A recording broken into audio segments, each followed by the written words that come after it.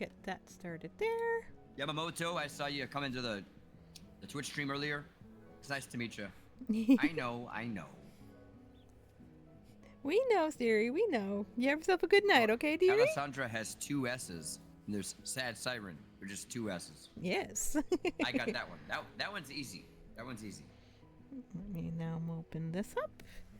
Now we've got our stuff here. Okay. So. Well, I think I'm gonna raid out. Only because I have to do some Veterans Day celebration stuff in my kids' school in the morning. Yep.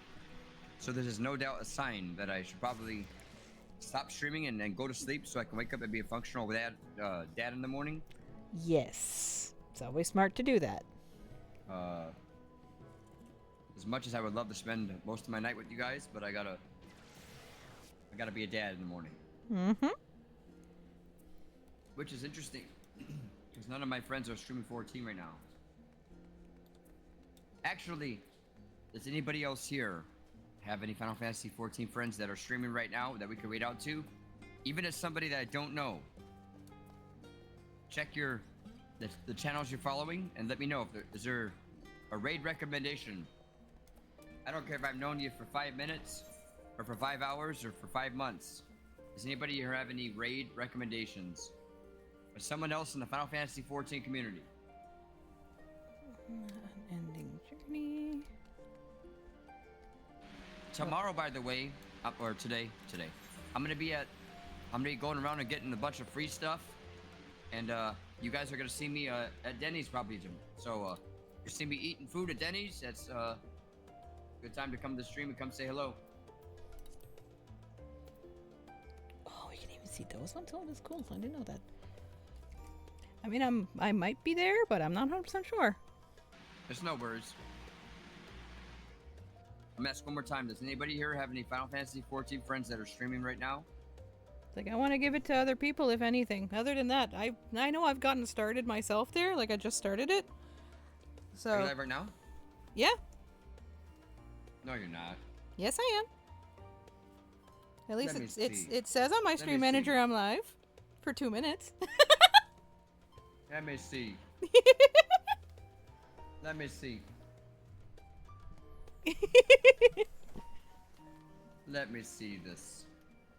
Rika, the Insect Queen stream. Let's see here. So it starts with that. We want to get into Minfilia. I need to grab all my pens and stuff. Woohoo. Oh man, I'm not following you. Oops. Oh Fix my that. word! That's okay, it's okay. Alright guys, we're gonna go flood Rika the Insect Queen's chat. Hold on, let me do this. You'll be hearing yourself for a bit there.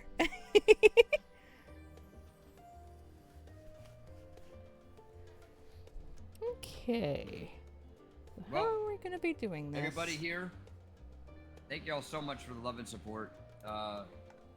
We will be back tomorrow with some more Final Fantasy 14. And probably some other Veterans Day stuff. And then Tuesday, Wednesday, Thursday, we'll be back at the gym. Come on. Won't let me raid you, what the hell? Hold on. It could be because I don't have everything properly going. I don't know. I'm live. It says I have 2 people. Probably one of them is my Nightbot, I think. I fixed it. It's me. Da, da, da, da. I'm a first-time chatter. I'm new to this. Everybody, kindness is free. Kindness is free. Sincerely and truly. I thoroughly enjoyed my time with you guys tonight. A lot of new friends in the chat. I do look forward to getting to know you guys a lot better, spending some time with you guys in 14. Doing what we do. We have been slowly climbing the ranks and getting a lot more people in this chat every single time. And I cannot thank you guys enough from the bottom of my heart for that love and support. Again, Rika the Insect Queen, she's going live. We're gonna go to her chat. We're gonna go and flood her with some love. If you guys are not following that lady, you should do so. Only 18 followers. We can pump her numbers out and help her get affiliate. with some love and support because she certainly deserves it. But nobody in this community walks alone. You guys matter. And until I see you guys tomorrow, have a wonderful Monday. Light the way. Light the way. All right, Rika. You have a good night, friend. You have yourself a good night too. And he has now left us, so I'm now going to leave the Discord. Yeah! Woohoo! Hello, everybody! Welcome to the transition.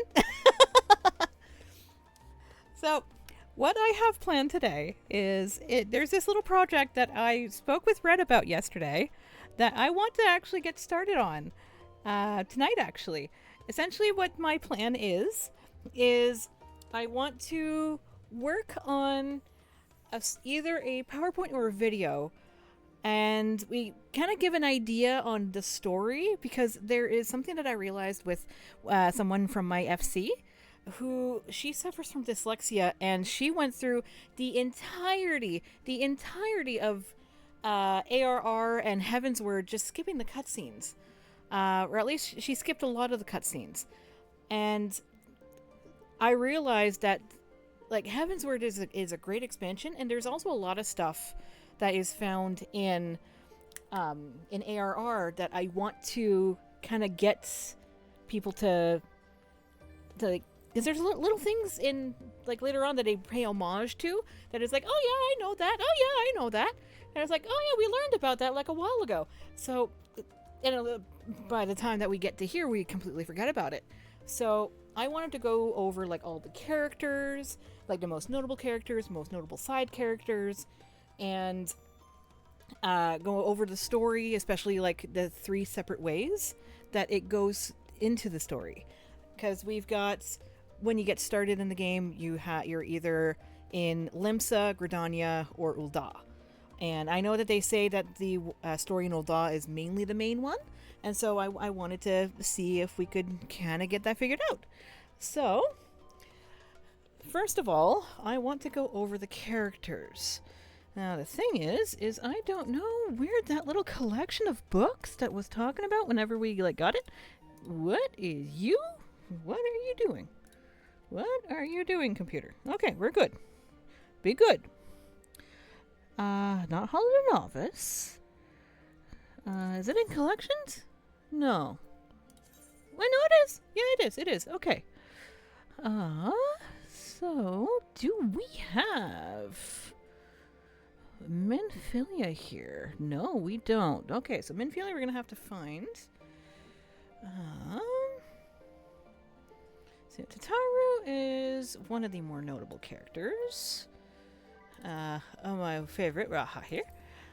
Kryle is definitely notable. But in ARR is definitely Y'shtola, Tataru, Urianger. Can I can't do that, can I? Those are just concepts. Yeah, so we have the Scions of the Seventh Dawn.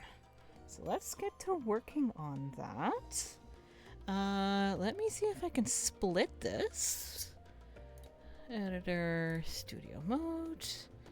So that we can just go with the screen itself. Where is my... I want my word. Where are my words? I think I don't technically have Word, do I? No, I think I only have WordPad. Right, I wanted to do this on my Google Chrome, didn't I? Yeah, I wanted to do that on my Google Chrome. So we'll do it on the Google Chrome. Where is my Chrome? Where is my drive? There it is. There. Alright. So I only have the one screen, so you're probably going to be seeing something a little weird here. Video capture. Not video capture. What am I doing? But...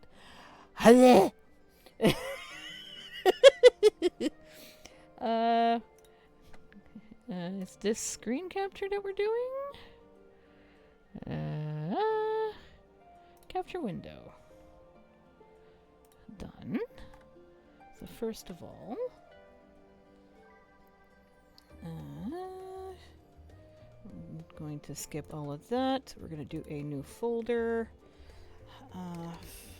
Final Fantasy lore project. So this is the first like big undertaking that I am ever doing. Google Docs, and I want to save this. I got it.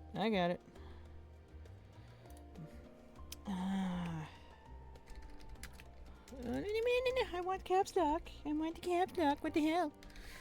Final Fantasy lore project. Jacked. There we go. Save to drive. I want this in there. Okay, so yeah, we're all good. All right. Excuse me. So now let's transition this over, where I can actually just move this to the side.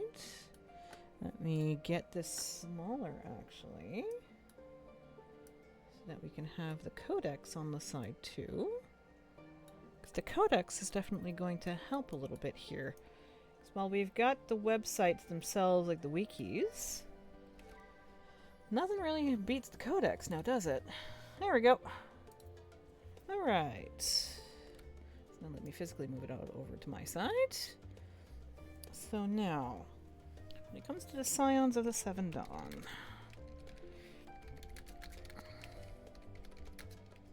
actually, no, I should start with notable characters. And then let's put this as a big thingy. Whoop. Let's do that. Let's get you slightly bigger. And why the heck not? And then go back to 12 for that. Okay. So, Scions of the... come on. I know I'm tired. I'm good. I should probably do that. Yeah, there we go. That makes better sense. Okay. Between the Circle of Knowing, led by Louis Swan, Path of the 12, led by Minfilia. So, this was after the 7th Umbral Calamity that they all got together.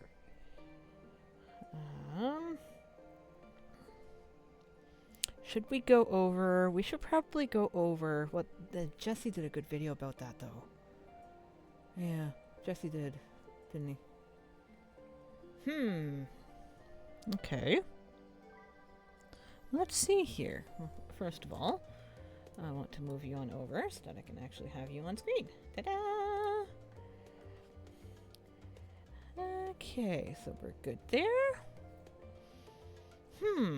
So now comes what we want to do. So... As of a dawn. How should we word this? Actually, before we get started, as opposed to having just the music, let's actually get some good stuff. Where is my favorite? No, it's not there. Where'd it go? Where'd it go? Ah, there it is. Who doesn't love some Nier? Alright. So now, let's get started. So we're going to be working with the Scions of the 7th Dawn. So, the Scions were known under a different name, as it is a merger between the Circle of Knowing, led by oh, come on, Louis Swan, and the Path of the 12. Come on, led by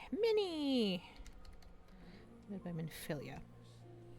Working in concert with the leaders of Eorzea, the Scions strove to address the myriad problems that plagued the realm, be it the godlike primals, the imperialistic Garleans, or scheming Ascians. beings who have long-shaped history from the shadows. As a means to achieve its objectives, the Society sought out those blessed with the Echo, mysterious power with myriad manifestations, the most notable of which was the ability to walk in the memories of others. It was for this reason they extended an invitation to the Warriors of Light. On account of their contributions in dealing with the several primals and the 14th Imperial Legion, Zion's existence became public knowledge. So this is following. So we mainly want to focus on this. So I thought it started a little bit before that, but that was also in the 1.0. Okay. Hey. The 7th Umbral Calamity is what they're talking about here. It's marked by repeated cycles of devastation, which are known as Umbral Eras, and prosperity, which are known as Astral Eras. The first 6 Astral Eras were each preceded by a calamity corresponding to one of the 6 elements. Following on from the Calamity of Wind, which ushered in the first Astral Era, the Calamity of Lightning brought destructive thunderstorms, the Calamity of Fire, withering droughts, the Calamity of Earth, devastating earthquakes, and Calamity of Ice, an endless winter, and Calamity of Water, a lands consuming deluge. Or deluge. I say it wrong all the time, and who the heck cares? With all the elements accounted for, many scholars convinced themselves that there could not be another calamity. We know that is not true. Alas, the 7th Umbral Calamity would indeed befall the land, triggered when the Garlean Legatus Neil von Darnus, which you can fight her in one of the binding coils, and in essence, in Ruby Weapon, saw the Meteor Project to fruition. Right, the Meteor Project. We did that in the D&D session. Dalamud Heidelin's Lesser Moon was plucked from the heavens, and upon its arrival above central Eorzea, it split apart to reveal the elder primal Bahamut, who in a fit of Inchoate? That is not a word that I have ever heard used. See, this is what I'm talking about.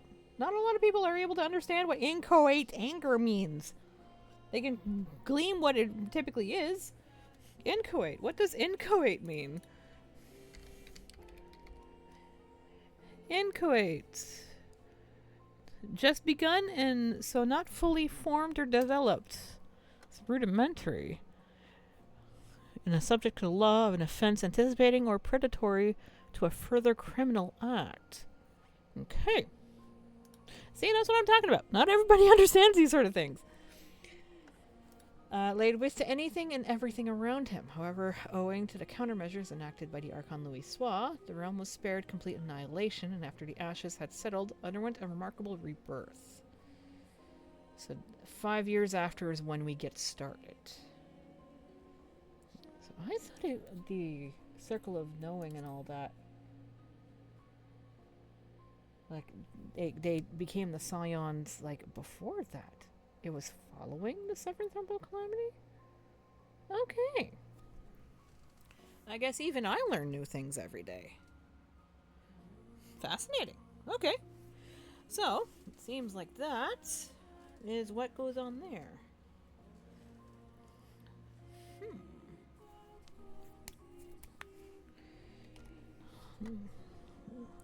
So the Scions were under a different name, as it is a merger between the Circle of Knowing led by Louis Sois and the Path of the 12 led by Minfilia. The merger happened when the 7th Umbral Calamity... I always screw up the word calamity. I am a French speaker.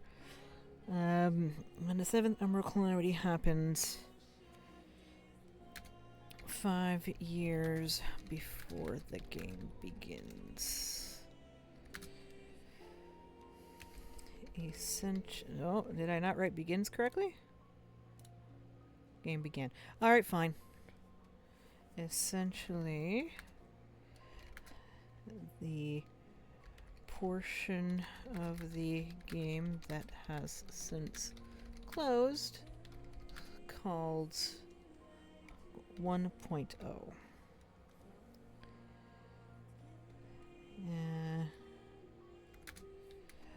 That is no longer accessible other than by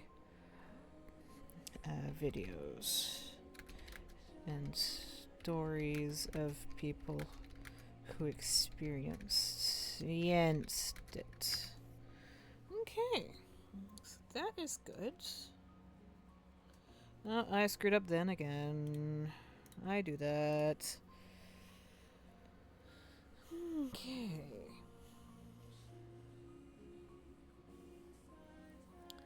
So then... So when the game begins, how old is Minfilia? I thought she was in her early 20s. Minfilia Ward.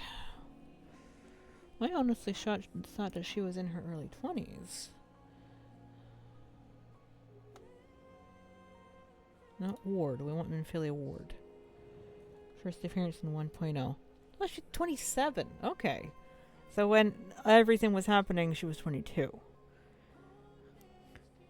Her job class is a minor. Oh, that's why. That's why she's useless. I'm kidding. Everybody loves Minnie. Okay. So those are both her English voice actors. Understood. Okay. Let me close that. Actually, no, I should probably grab this first. Copy. I want my notepads. Notepads are going to be for my own personal thing, so that I can write down little notes. Because one thing I want to have is to pay homage to the previous voice actors. Is to have their names appear on screen whenever I'm going to be working on that. For Minfilia. No, I just want her photo. Alright, fine, never mind. I'm not going to do the photo. This is too complicated. Minfilia. There we go. There. So let's close that. Okay. So working in tandem with the leaders of the three city-states.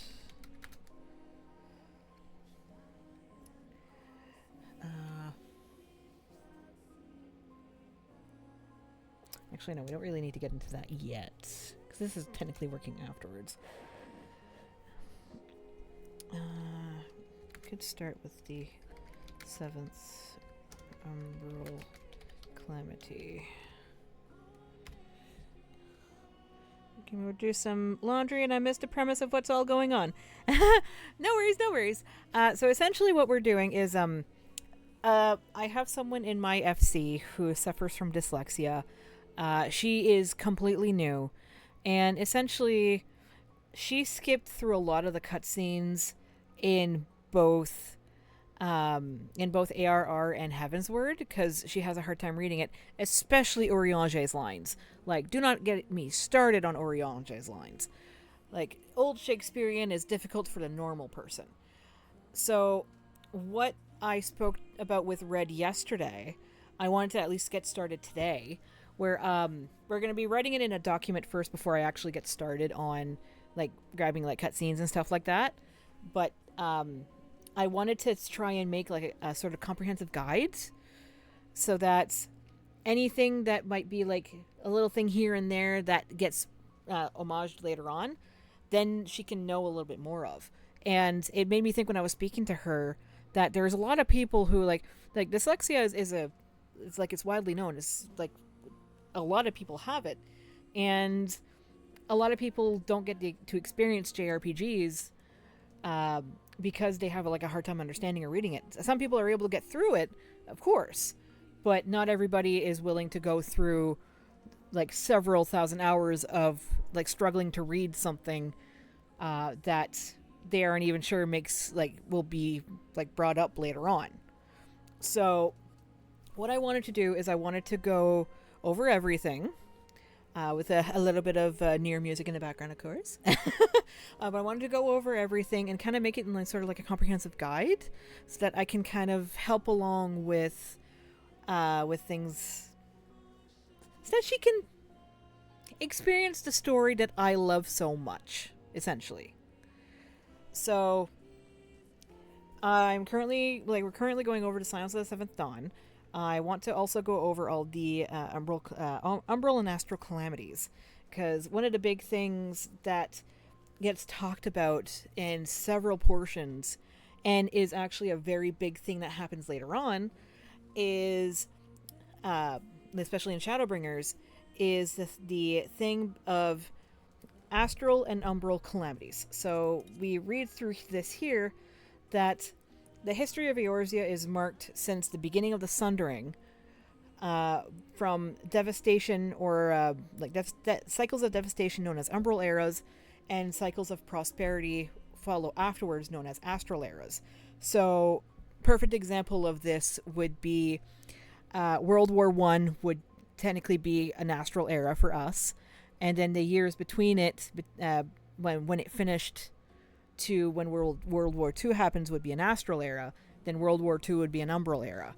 Sort of that kind of, like, it's not as big as that. Like that, I'm just going very basic here. But I wanted to kind of go over this, because she has a hard time with understanding things. So we've just gotten started. Notable characters. I should probably go with concepts too. Yeah, notable characters and concepts. Because the Scions were known as a different name, underneath a different name, because they were two separate things, because it was a merger between the Circle of Knowing, led by Louisoix, and the Path of the 12, led by Minfilia. And the merger happened when we lost Louisoix, after we were able to seal and defeat Bahamut in the 7th Umbral Calamity, which happened 5 years before the game began. It's essentially the portion of the game that everybody essentially calls 1.0. That is unfortunately no longer accessible, other than videos and stories of people who experienced it, like someone in my UFC who actually got started in 1.0 and then stopped for like, what did he say, 6 years? And now I'm talking really fast. I thought by putting the music on it would calm me down. It's okay though. But yeah, so we should probably then speak about the Umbral calamities. We probably won't go into 7th specifically. Let's go with no. Stop that. There we go. Umbral calamities. Slash astral eras.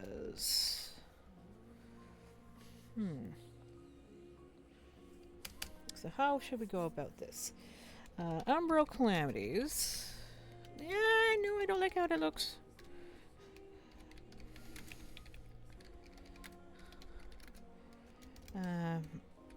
Have been happening since the beginning of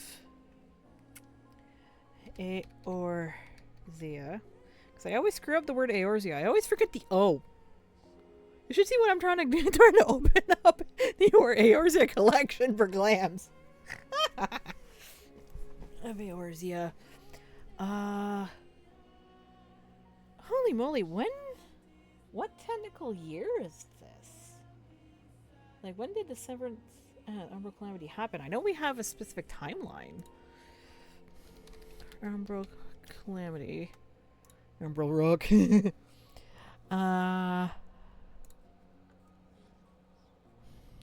Yeah, known as rejoinings. We're going to be going into those. But by the time that we get to there, yes, we need to get to the 7th. 1562. So is it specifically 1562? The Grand Archon with the Garlean Empire, hungry for conquest over Eorzea, and the week of their victory over El Amigo, they began researching a way to harness the lesser of the planet's 2 moons. Elamud as a weapon, using an ancient elegant lunar transmitter passed on by the 7th Imperial Legion. Legatus Nail von Darnus, Solus von Gallus. Galvus commissioned a meteor project. Midas non Garland became engrossed in his research, and in the year 1562, surge of energy struck his research facility in Bozja, wiping out the city and all its inhabitants. Meteor project was shelved. Nail von Darnus sent to the Eastern Theater. 10 years later, Nail returned to the Emperor, claiming he could control. I always assumed Nail von Darnus was her. He? Huh?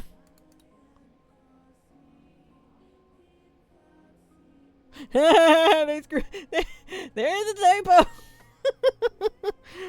Okay. Sorry, that got me. Okay. She can control Lesser Moon's descent. Dispatching the 7th Legion into Eorzea, Darnus began seeking elegant relics and built Castrum Novum in Mordona to house the lunar transmitter. Darnus began redirecting the planet's ethereal currents to development, using the summonings and defeat of primals to fuel the moon's descent. The 14th Legion, stationed in Alamigo, was made to aid Darnus despite the misgivings of their Legatus Gaius. Reformed Eorzea Alliance and its grand companies laid siege to Castrum Novum, while a party of adventurers infiltrated Castrum to destroy the transmitter. Darnus had gained the ability to wield magic heretofore impossible for Garlean purebloods, using it to pull Dalamud from the heavens. With the aid of Midas' son Cid, the adventurers made their way to Korthos. This is 10 years later, so it's 1562, where Darnus had raised a series of floating islands known as Riven Road and laid the Legatus low. Even this failed to halt Limit's descent, so this was in the span of a few days, wasn't this? That's what we did in the 14 one-shot that we did, me and my friends. The pitted places marked by the symbols of the 12s, he ventured Cardinal Flats, where he began amassing an incredible amount of ether through his staff, Tupsimati. I do need to mention Tupsimati. Definitely. Tupsimati, the staff. There we go. To summon a primal incarnation of the 12, Gaius warned the adventurer that the remnants of the 14th Legion would go to Cartano to see their fallen leader's plan to completion, ignorant of their impending doom. Yeah. And then moments before Bahamut could fully devastate the realm with his Terra Flare, Louisoix gathered what ether he possessed and transformed into the primal formed by the realm's pleas of rebirth. As Phoenix, Louisoix tore through Bahamut's attack, spearing through the Elder Primal's chest. As he regained his original form, dying from overuse of own ether, Louisoix returned as much of the ether he had gathered to the land as he could to accelerate his vitalization in the coming years. However, Bahamut took him and tempered him, which is what happens in the binding coils. Seventh Calamity was determined by scholars to be all the elements in astral alignment and rejoin the 7th shard to the source. Yes, that's the biggest thing. Then the 8th Umbral Calamity, which we don't physically see, happens with a certain idiot. So technically, the 10 years ago was in the 1562. So go back to here.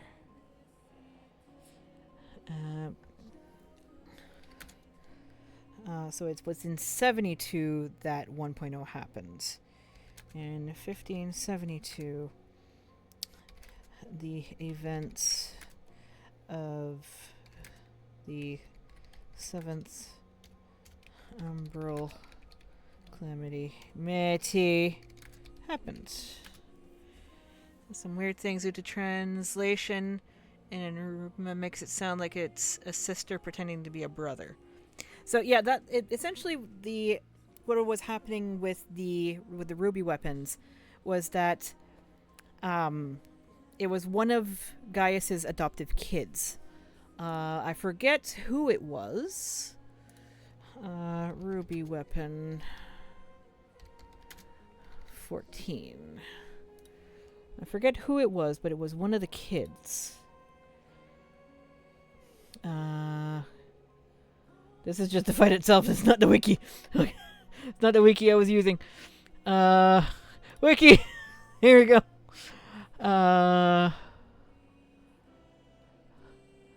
I want 14 specifically. Made article. Who was the kid? They mentioned a name in this thing. Cinderdrift. Musical themes. Taking place in the region of Gimlet Dark. Garlean War Machina. After crippling the machine to defeat manifestation of Nail. That's normal, that's extreme, that's the musical themes. Oh, I know they mentioned the name. Okay, no, we need to go looking now. We are going to go look now. I went in the wrong spot. Complete. It wouldn't be in the side quests. This would be in not Primals, not Bahamut. Sorrow Wurlitz. Ruby Doomsday. On receiving word of a fresh menace approaching the Orzian front, you make your way to El Amigo, where you are given the briefest of briefings.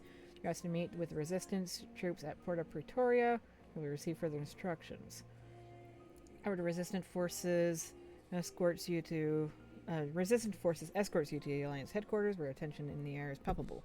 While each and every soldier stationed there has a similar bleak expression etched on their face, one man in particular is even grimmer than the rest. Provides a detailed explanation, and his failed attempts to destroy it. Severa tried to preemptively attack the gigantic machina using explosives, only for it to escape. Largely unscathed, because of course. Before turning to retaliate, Gaius was wounded, protecting Severa, resigning the veteran combat to the role of spectator until he has recovered. He reluctantly petitions your aid in eliminating the ruby weapon before it can reach Eorzea, warning you that its impenetrable armor plating and whip-like claws are most likely abilities stolen from absorbed primals. Once your preparations are complete, you are to speak with a resistance soldier assigned to escort to battlefields. Cinder's drifts. Climactic battle finally draws to a close, and the ruby weapon falls silent, though there are many mysteries surrounding the War Machina's connections with Nail von Darnus, the former legatus of the 7th Legion, whose apparition appeared during the encounter. It seems that answers must wait for the time being. As you leave the battlefield, you are joined by guys who've been observing the encounter from afar. Interrupted by the arrival of Imperial troops sent to salvage the wreckage of the ruby weapon. It appears that not only are the acquaintances of Gaius's, but they address him as father, even going so far as to ask him to return to Garlemald. Unwavering, he states that his days serving the Empire are over, though he soon loses his composure upon discovering that the pilot of the ruby weapon was a soldier named Melisandre. Melisandre! I knew he would get the name! I forget if they were male or female. He angrily accuses the young Imperial of failing to protect their sibling, to which the leader among them replies by stating that he only wished to finish what Gaius had started. They then withdraw, leaving you and the man once known as Black Wolf to consider your next move. Shortly after returning to Alliance headquarters, Gaius is, for better or worse, reunited with his former ward Cid, who has been sent to investigate the remains of the ruby weapon. Although the two Garleans have a troubled history, they decide to attend to matters at hand rather than dwell on the past. Their exchange of words is remarkably brief, and you are soon left alone with Cid, who explains that he was one of the several children that Gaius had taken into his care, which apparently also included Melisandre, pilot of the ruby weapon, though it seems that Cid was unfamiliar with her name until now. Melisandre is female. Some weird things due to translation. And the ruby weapon makes it sound like it's a sister pretending to be a brother. Possibly, Melisandre was trying to trick. But at the same time, they're aware that she was in the ruby weapon. So that's what confuses me. See, we're going down the rabbit hole. So we want to mention Melisandre. Melisandre, Gaius's adopted daughter. Okay. So we've got that. Seems that not only did Melisandre perish inside the ruby weapon's cockpit, as was feared, but her physical form was fused with its core. A horrific spectacle that has left Cid visibly shaken. The Empire, not content to stop at using its pilots as disposable commodities, appears to be dabbling in implanting combat data from elite soldiers, such as the deceased Nail von Darnus, into living hosts, which is what they call Oversoul in the battle. So when it pops up with the Oversoul, that's what it is. Okay. So where were we in the in our little thing here? Beginning yours in 1572, the events of several Umbral Calamity happens. See, this is we went down a rabbit hole. Let's go back to what we were working on. Why do I have that open?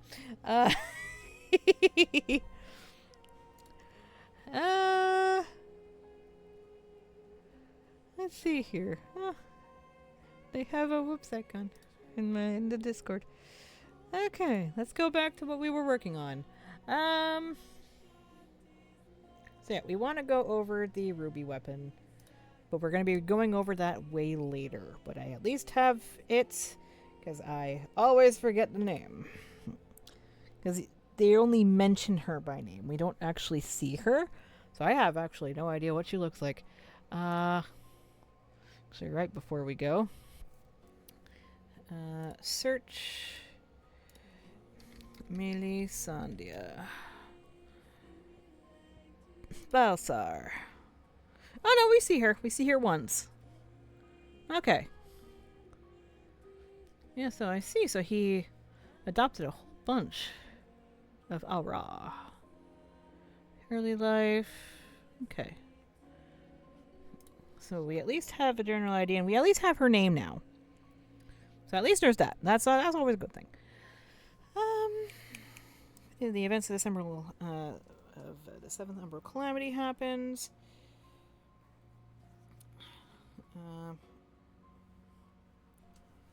So I'm going to bring that further down. So we want to talk about what essentially Umbral and Astral Calamities are. In the past, there have been 6 Umbral Calamities, which are then followed with Astral Eras. Eras, not areas. My god. I might as well do that as uppercase. Followed by Astral Eras. Fine. Beady English. Bleh. Alright. How about a change in music? What should we have?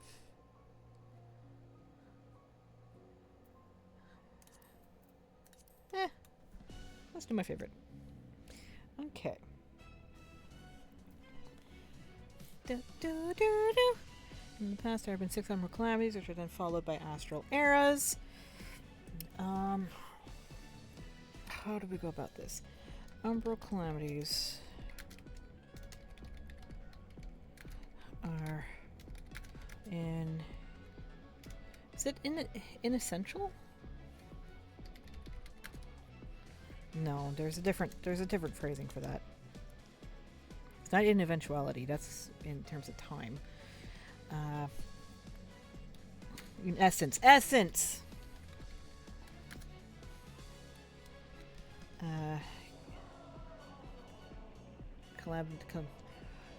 Oh no, my French is coming back. Oh no, the French brain is coming back. Number calamities are in essence, calamitous? No, that's not a term, is it? Calamitous? Events in history that lead to devastation.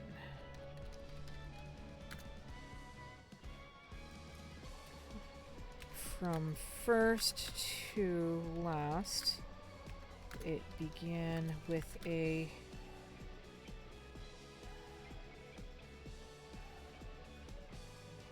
So what would the Calamity of Wind have done, actually? Calamity of Wind. Because they don't really talk about it, do they? Getting modern history on the source heralding the first Umbral era, while scholars have debated on the elemental specificity. Coming to the 6th Astral Era allowed scholars to determine that the first one was one of wind, possibly in the form of terrible hurricanes, tempests, or tornadoes. The tale of Good King Mughal Mog the 12th seemed to allude in the events of this calamity, telling of a time when the skies that were once home to all Mughals became embroiled in a battle between the gods. Helped his brethren flee to the safety of the lands beneath the clouds, so he was forced to remain behind. Mughals of Mogholm have also spoken of wind-driven disaster previous to the first 5 calamities, so seemingly collaborating the event of the legend. So it was rejoining the 5th shard of the source. That's definitely something that I am wondering about for the second one.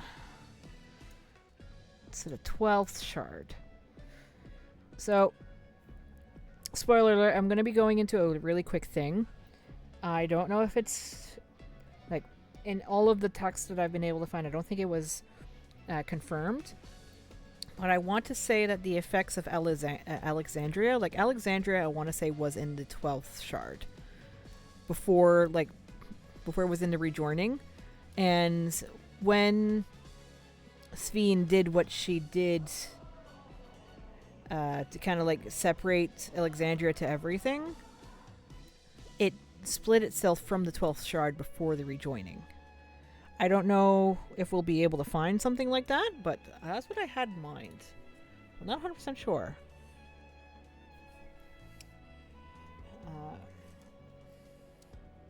And with terrible hurricanes, tornadoes, and what was it that they were saying? Hurricanes, tempests. That's the word I'm looking for. Tempests. Leading it. I know why I didn't write tempest correct. Conclusion. And it was the calamity of winds. Following that were thunderstorms for lightning, drought for fire, earth for earthquakes, quakes for earth,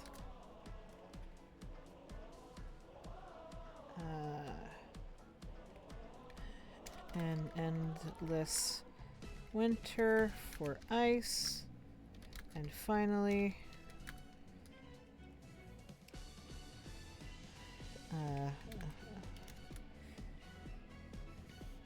not everybody really knows the word deluge, but that's essentially what it is.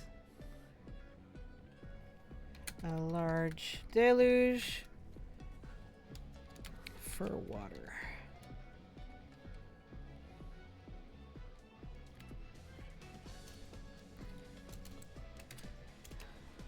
Calamities are, in essence,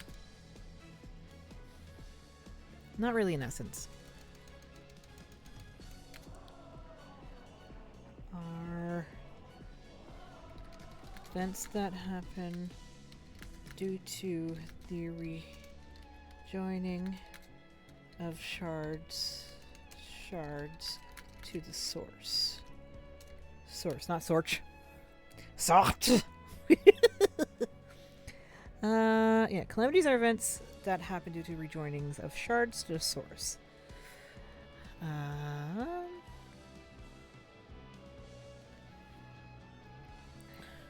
A very long time ago, the world was split into... Oh, now I'm doubting myself. Was it split into 14 shards, which include the source, or was it split into 14 shards and then there was the source? Do we have that? Reflections. Though few are aware of their true nature, these worlds exist in parallel.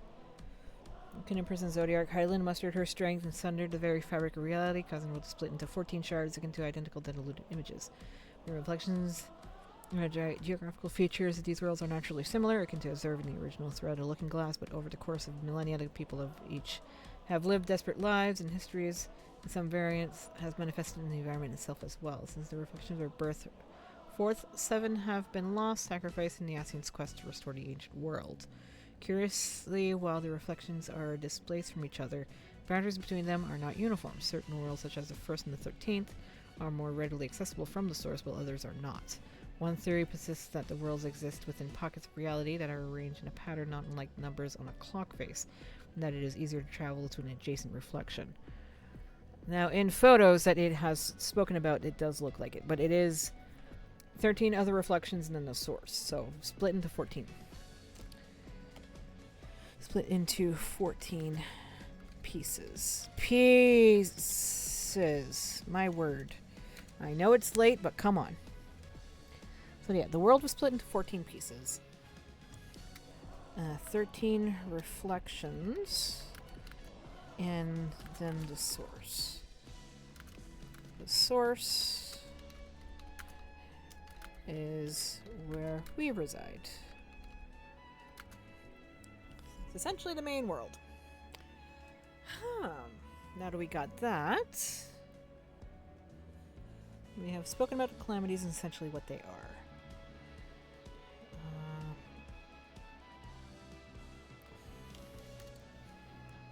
On the opposite end, astral arrows, not calamities, what the hell,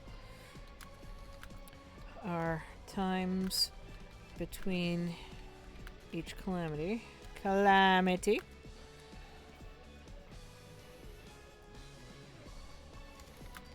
where peace and prosperity happen.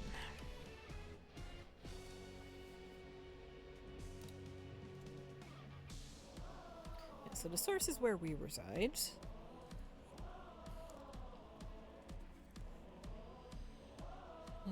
Okay.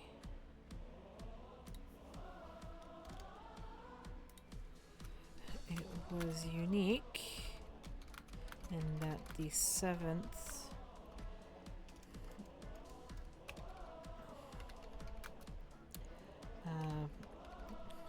umbral calamity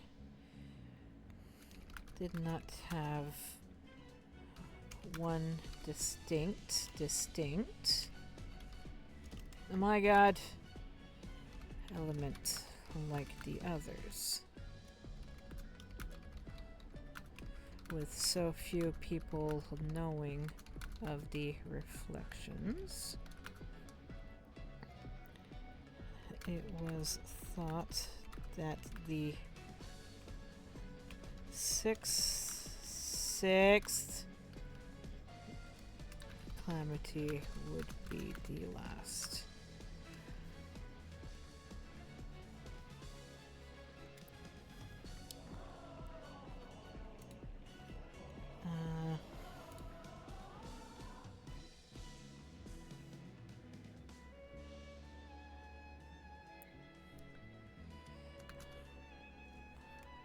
With all the calamities, we have lost 7 shards. So we have lost, let me go to here. We have lost 5, 12, 2, 3, 6, 10th,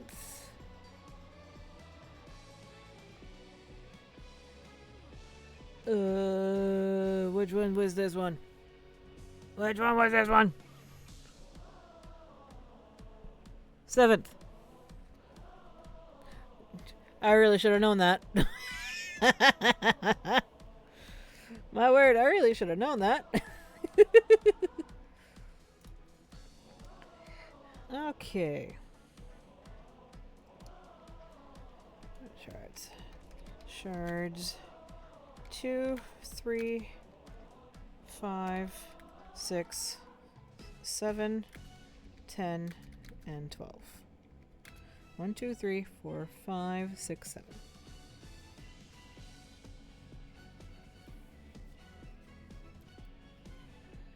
Peace and prosperity happen.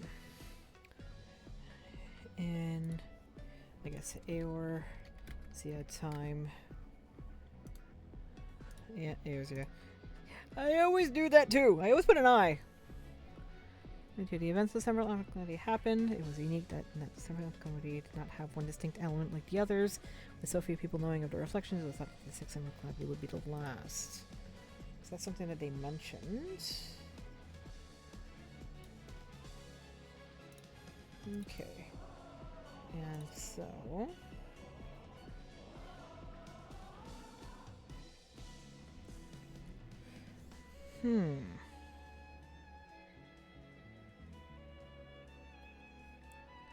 So for anybody who is still watching, like, feel free to bring up some stuff in the chat. I'm looking at a chat on my phone every once in a while because I only have the one screen.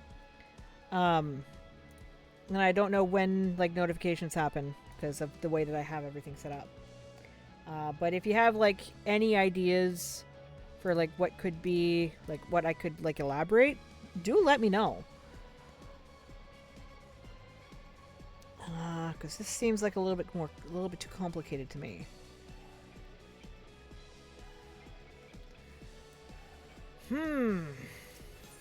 It's a sticky one, isn't it?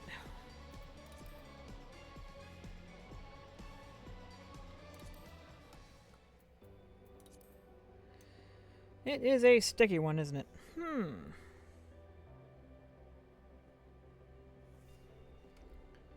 So we've got that, we've got that, we've got that.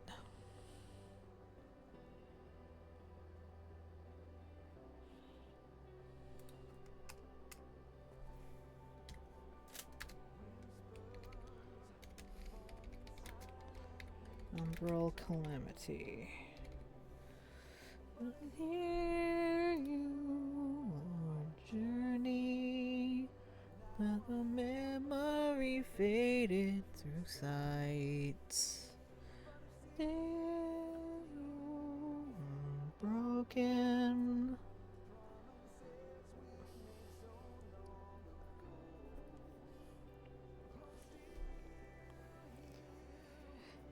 Okay.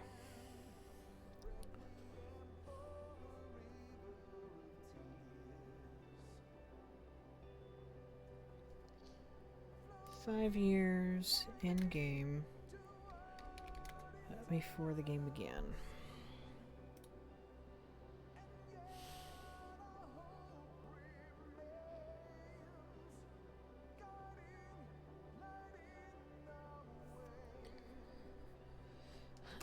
Okay.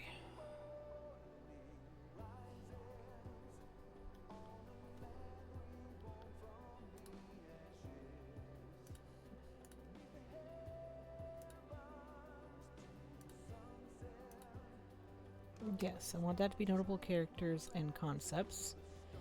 We'll do tab 2, whoops, as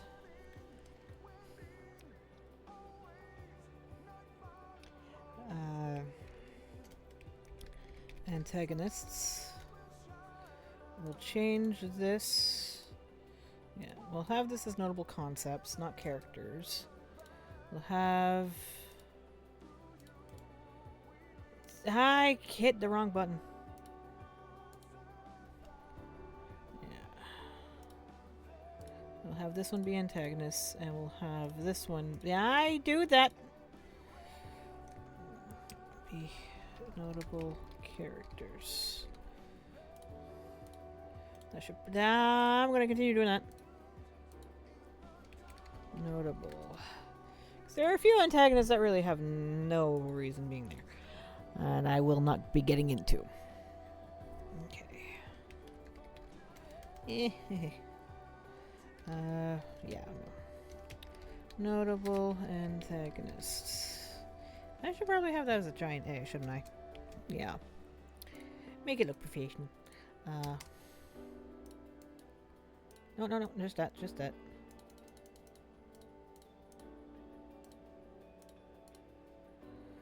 I had it, how big? 17. Oops. 17.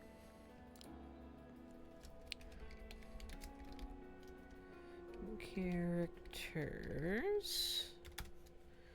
Then do this. 1, 2, 3, 4, 5, 6. There. Okay. It's notable antagonists.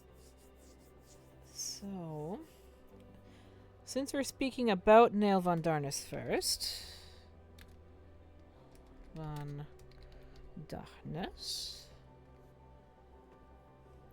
we'll start with Velnondanus first. We should probably get into the Garlean Empire, though. Because while they are technically a notable antagonist, they're technically also a concept. So, we have some things here about that. Yeah, the 8th Emerald Calamity. Garlean Empire. Here we are. Garlean Empire once controlled the majority of the 3 great continents, the enormous landmass that encompasses Eorzea, till some 50 years ago. Garlemald was a remote and sparsely populated nation, which held little more than a fraction of the northern continent of Ilsbard. With the arrival of the technological golden age and the concurrent emergence of a brilliant young Legatus Solus, in the span of a single generation, Garlemald established itself as one of the most formidable forces in all of Hydaelyn. Garlemald is unsurpassed in the field of magitech, a technology which it exploits with devastating effectiveness in warfare. Unperturbed by their lesser numbers, the Garleans went forth upon gigantic flying warships, bearing powerful weaponry the likes of which the world has never seen. One nation after the next fell before their relentless onslaught.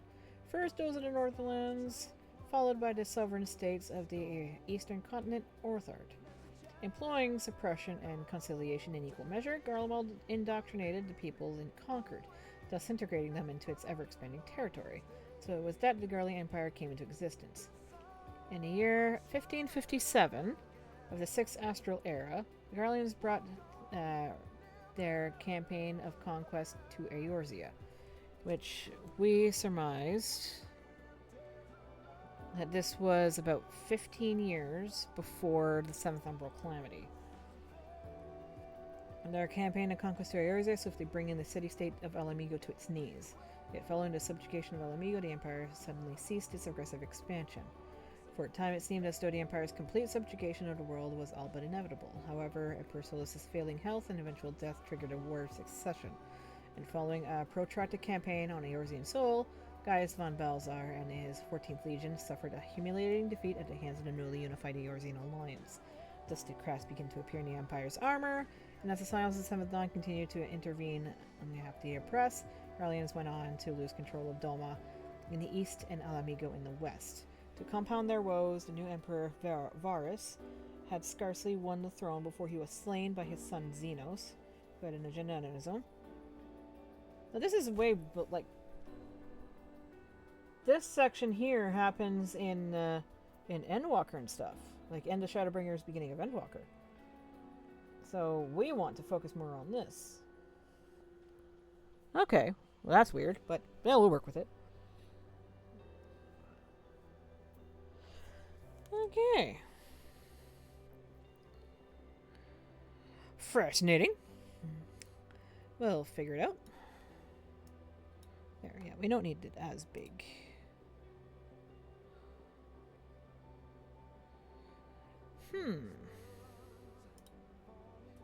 Make sure that it's all good.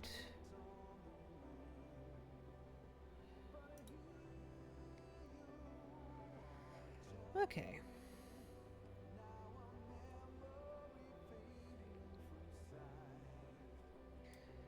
So, probably the best way to do things for the Garlean Empire would be to show the area, I guess, in the videos, but I don't want it to be, like, spoilery. Like, that's not what I want to have done.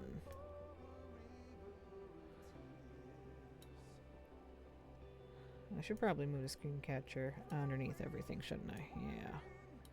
Underneath everything. Well, not underneath the game, though.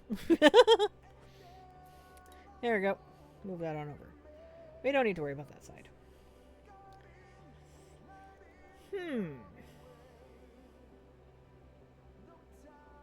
Let's see here.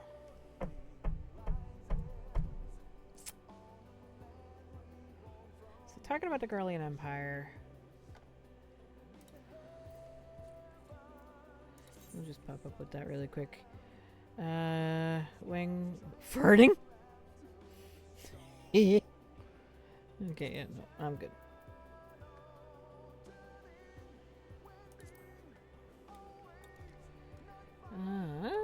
Let's bring this up.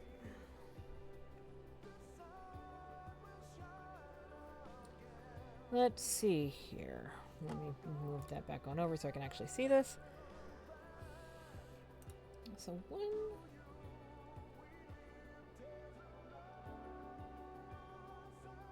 So 50 years before. So is it that in 35 years they first began the conquest? And it was 15 years that they were in subjugation?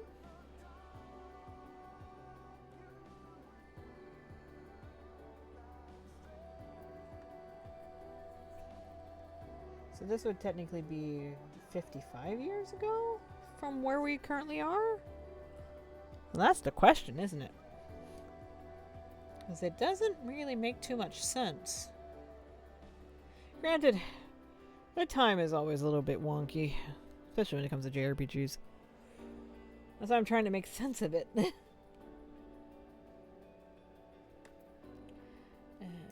Magitech. We'll need to at least mention Magitech, because Magitech is very much a big thing that has everything to do with it. There we go. I just wanted to get rid of... I want to get rid of all the green. It's bothering me. There we go. There we go. Oh, the green is gone. Okay, we're good. So...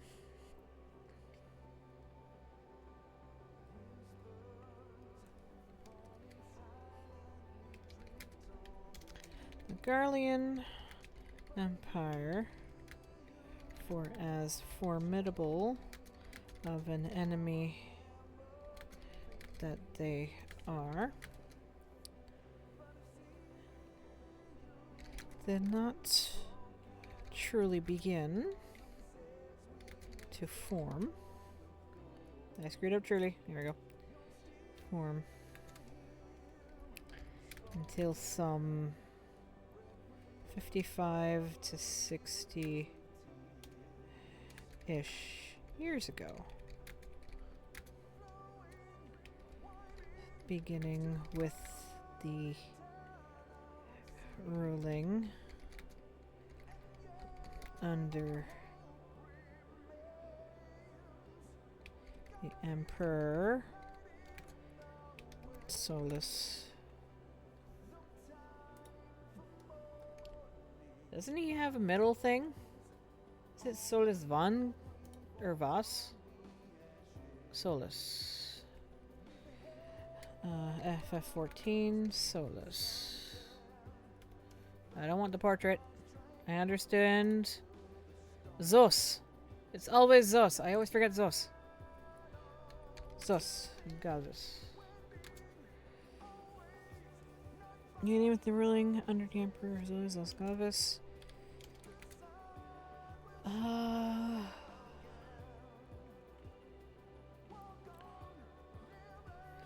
He was eventually succeeded by his son, Varus Zos Galvus. Though it was not easy.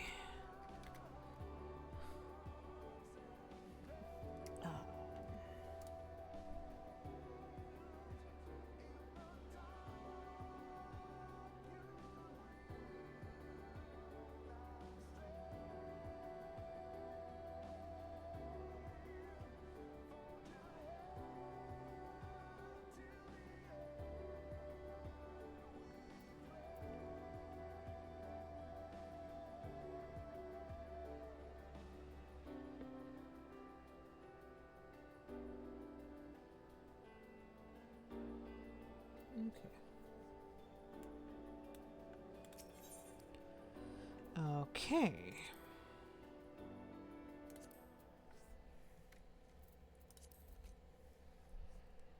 Hmm.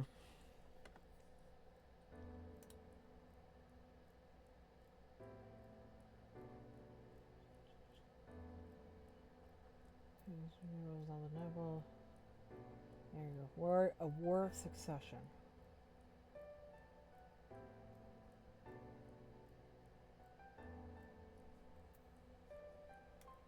Right, because technically Solus only died within the contents of the story.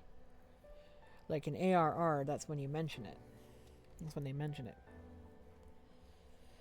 A war of succession had happened until Varus took the throne. When Solus passes away. An event that is mentioned in ARR. This is looking bad to me. There we go. Event that is mentioned in ARR.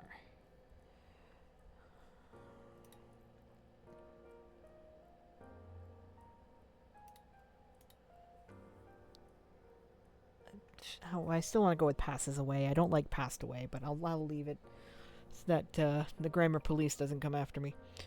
See,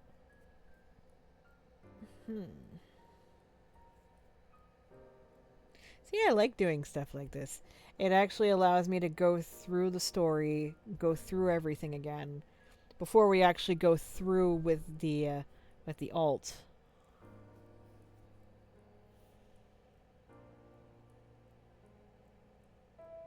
But I think what we'll do now is we'll actually get started on the alts.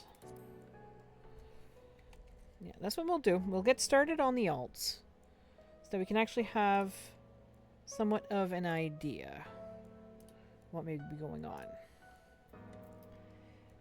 So, as much as I might love the Tempest, let's at least actually like work on it. I forgot how loud that is.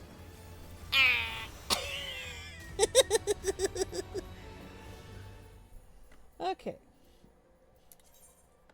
No. In this case, I have an idea on who I want to create.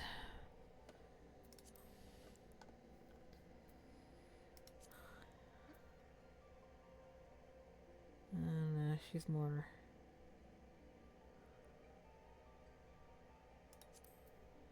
dainty.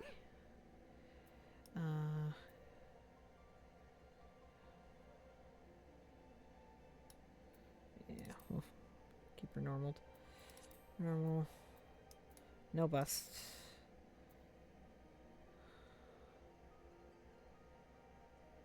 I want her to have a very androgynous face. That's the whole point that I am making for her. Is that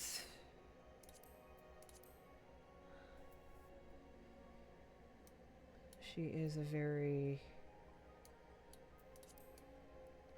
androgynous looking woman, essentially.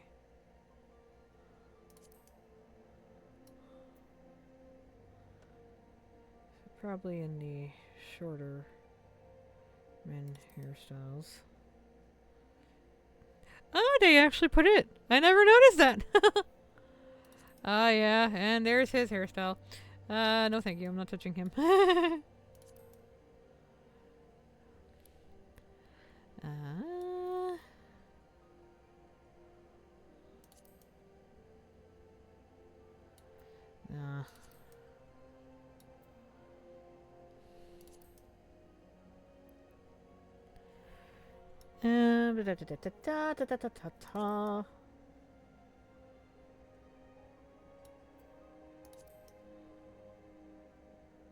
Yeah, we're good.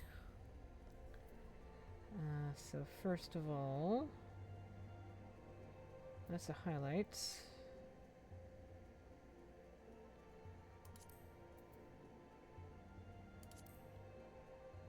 The thing is that I want proper red.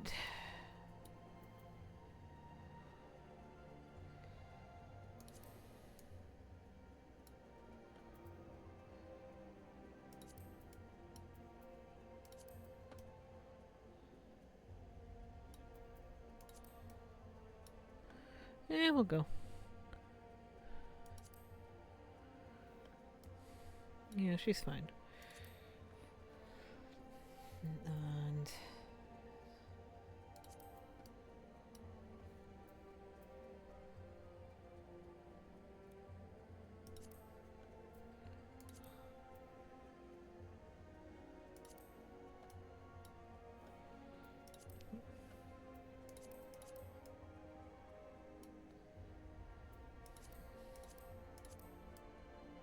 yeah, why not? No. And then I pretty much always do this.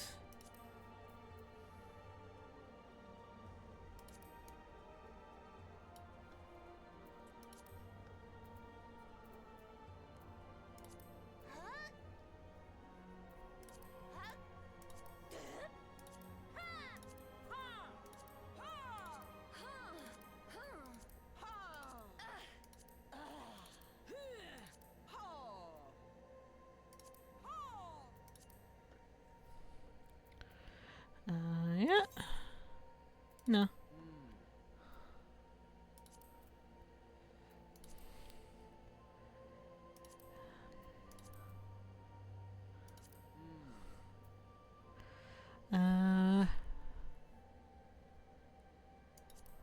Scholar, yeah.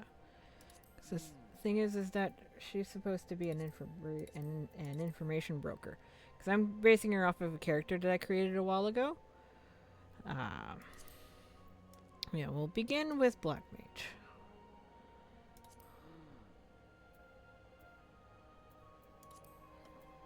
Am I able to create someone in Leviathan again?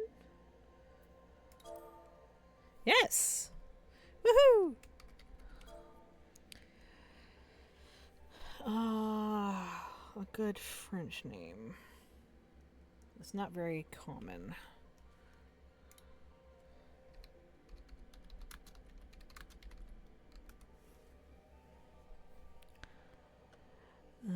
Aubert, Archambault, Auclair, Beaufort, Moreau, Badiou, Cartier, Augustin, Monet.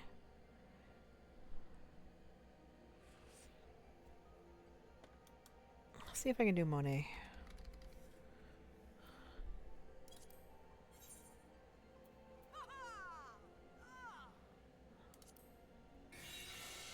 Yeah.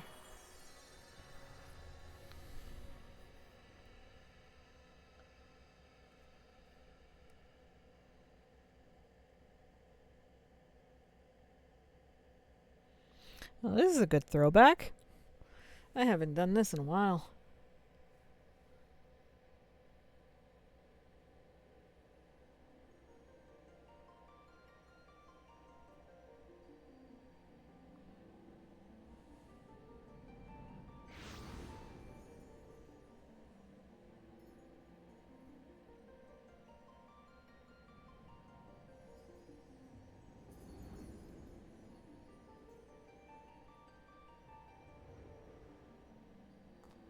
Here.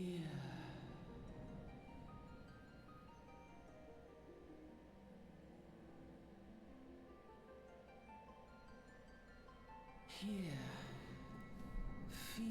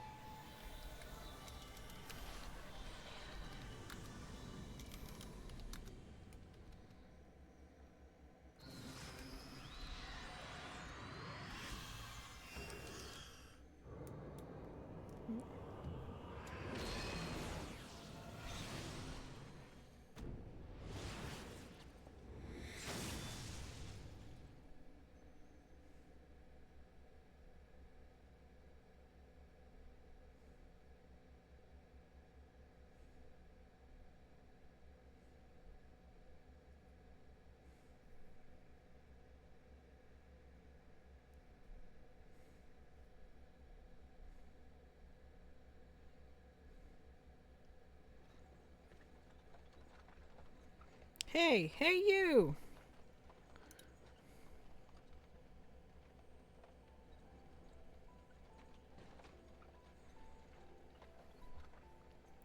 You're right, lass. You were mourning something fierce for a while there.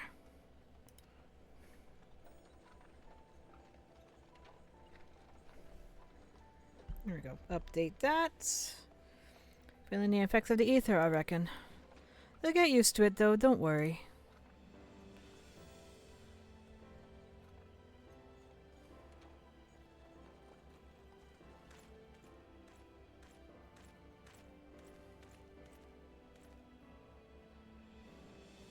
You there, halt!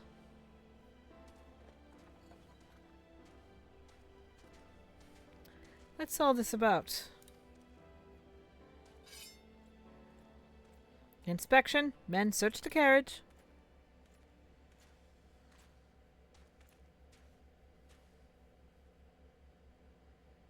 I'm just an honest peddler, friend, so don't be too disappointed if you don't find nothing, eh? Mind your tongue, old man, lest I cut it out.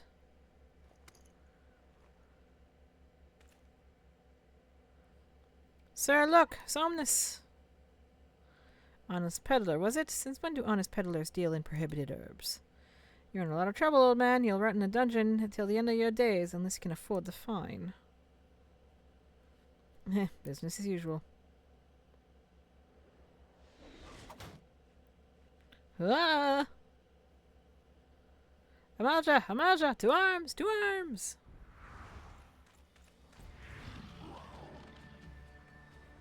Seven hells. Consider this a warning. Now go, all of you. I love it. They don't even wake up. It's hilarious. Poor dears. That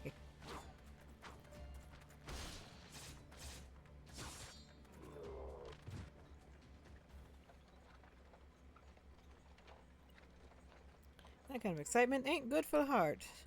You be careful around them brass blades, lass. Bats will have the shirt off your back if they fancy it. Like common bandits they are, only less honest. Thank the gods for sending some beastmen to the rescue, eh? Hey, seeing as we've still got a long ride ahead, you mind keeping me company till we arrive? These youngins don't much care for conversation, see?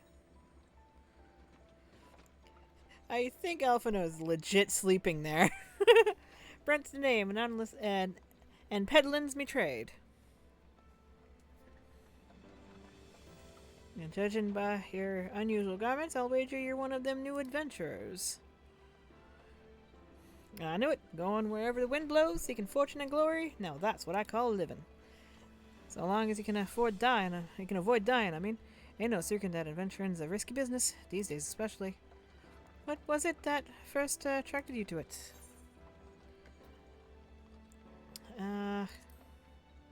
Nothing really. Information for her. Well, he ain't inclined to tell. I ain't about to pry. Might be as old Brent's chatterbox, but he sure as hells ain't no busybody. We all have a secret or three, don't we? Me, dozens. And I'd rather they stayed secret too, which is why I don't go sticking me nose and where it ain't welcome. Just remember, though, there are more important things than fortune and glory, such as breathing. Ain't no profit in being dead, and that's a fact. By the by, is this your first trip to Ul'dah?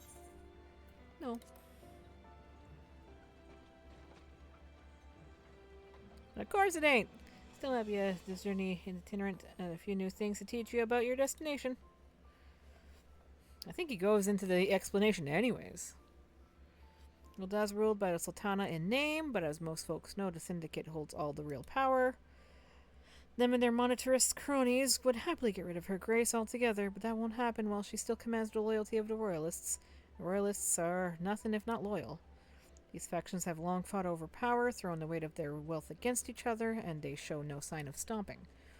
Of course, the Lizardmen, that's the Amalja, couldn't care less about Ul'dah politics. They have their own interests, see, and they ain't afraid to use force to serve them. That is true. They say war's a gift to peddlers, need breed and profit, and though it shames me to say it, I am inclined to agree. Ah, at long last. Behold Ul'dah, jewel of Thanalan, where folk turn sand into gold.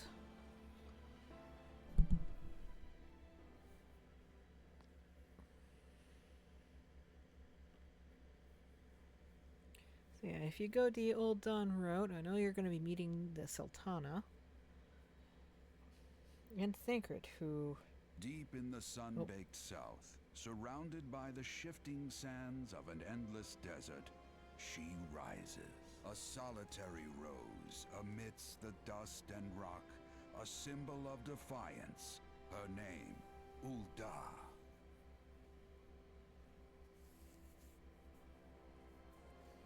Yes. Even with the coming of the seventh Umbral era, hope springs eternal for the mongers and merchants who vie for lost fortunes in this bustling oasis.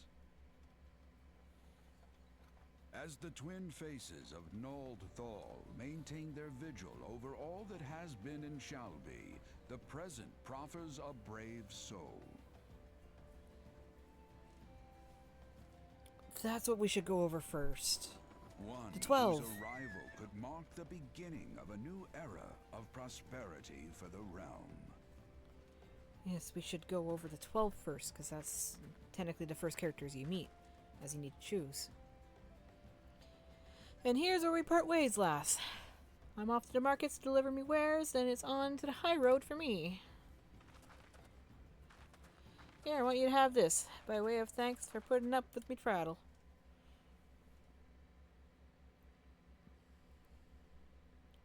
You never did tell me your name, though. Hey, but here's an idea. You come to sort of storied personage I can brag about having met, and I'll consider us square.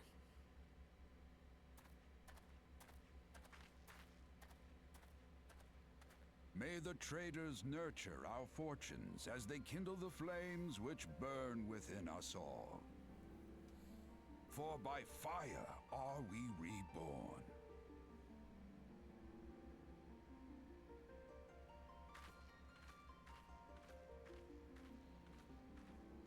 And when I gain access, I am changing a lot of things.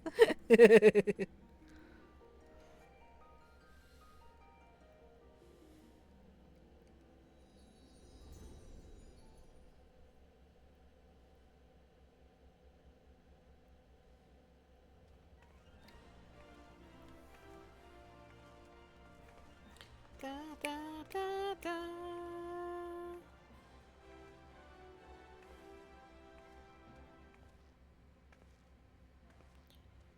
Can't wait until we get a good pair of pants.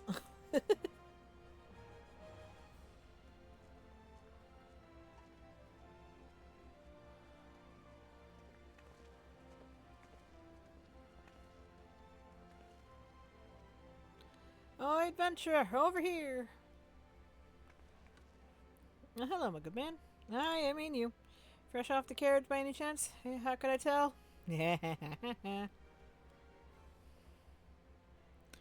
Name's Wyman, and my business is knowing every bugger else's.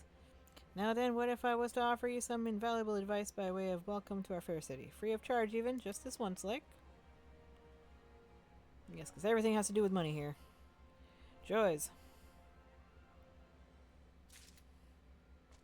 Welcome to Ul'dah, a shining beacon of prosperity rising from the deserts of Thanalan. Please select a control scheme you wish to use. Mouse keyboard. I know. I can get rid of that. No. HUD layout. I want to move this here. Experience bar, I'll leave it as in the spot that it is.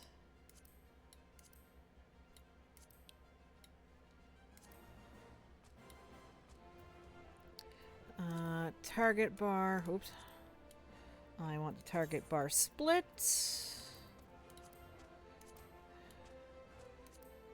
Status.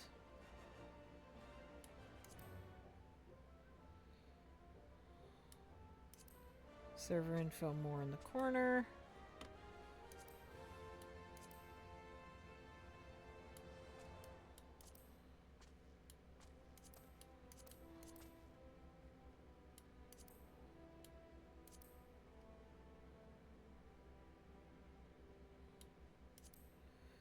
Up in the corner.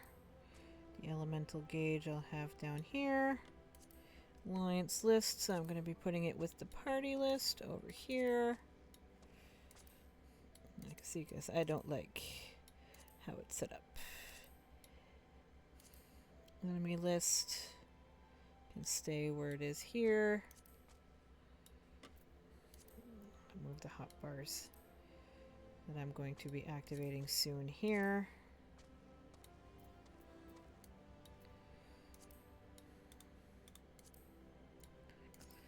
Five, 4, and 3.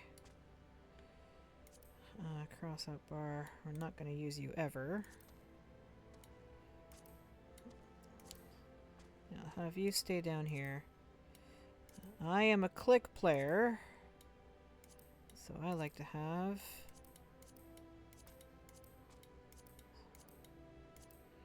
stuff near the bottom where I'm going to be clicking anyways. Pet hotbar I'm going to keep there. Notices I'm going to have there. Focus target bar down here. Duty list stays in this corner. And this is the only thing.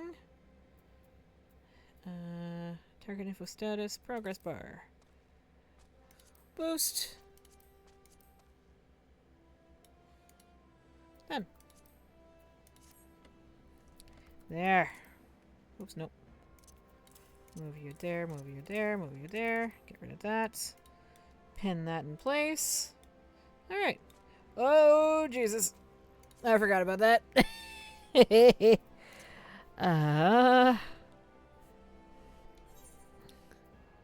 Legacy. There we go. Oh, that scared me. Okay, we're good. We're good. Yes, I know.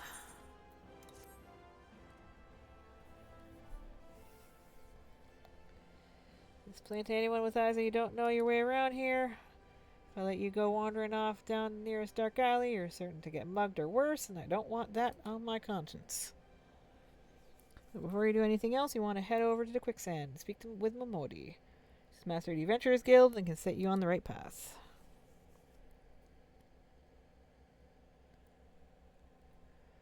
Just take those steps over yonder and pass through the double doors. You'll find her inside. And that's as much as you're getting for free. Good luck with the adventuring. Alright. We've got a quest, blah blah blah. I don't need to know any of that. I should get started. I always forget that I am a new character. I haven't done this yet. Oh. I don't have access to that yet.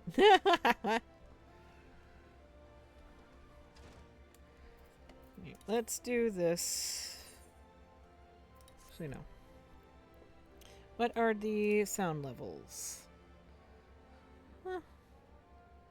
Things aren't too good. There we go. Just a little bit louder so you guys can hear it. There we go. Alright. I'm a Modi. I know.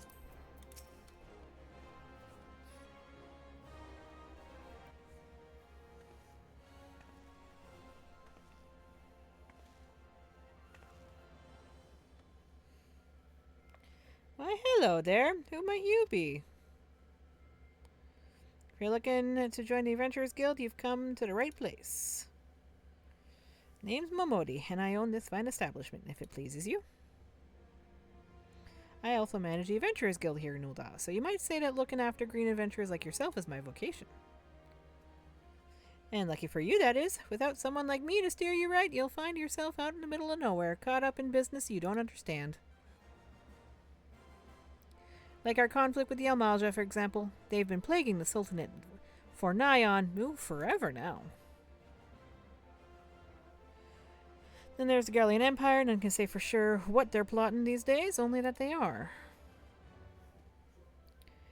The people drink and make merry, but underneath it all there's worry. Worry and a lingering feeling of loss. And little wonder, it's scarce been 5 years since the Lesser Moon cracked open like a giant egg, releasing an abomination intent on turning the realm into an eighth hell. So much was lost in a blink of an eye. It was like the end of the world had come at last.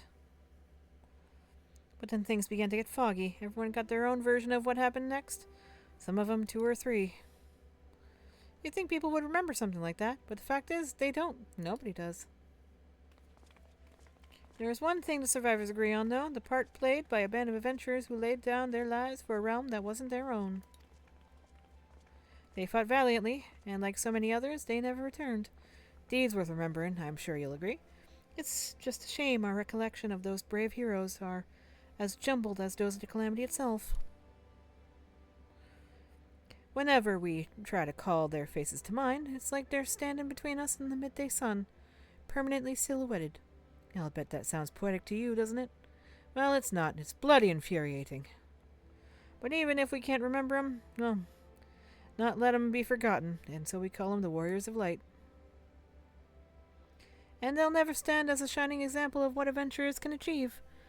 That's why I welcome new arrivals like yourself to our fair city. All I ask is that you lend a helping hand and try to leave Ul'dah in a better state than you found her. If you can promise that, I'd be happy to let you join the guild. Until we make a name for ourselves. Alright then, a promise is a promise now. I'm counting on you, on your help to put the past behind us. We need people working and spending and bickering like the old days. And a happy, prosperous Ul'dah means more business for the quicksand, too. Any road, let's make this official. Go ahead and write your name in the register, neat as you can.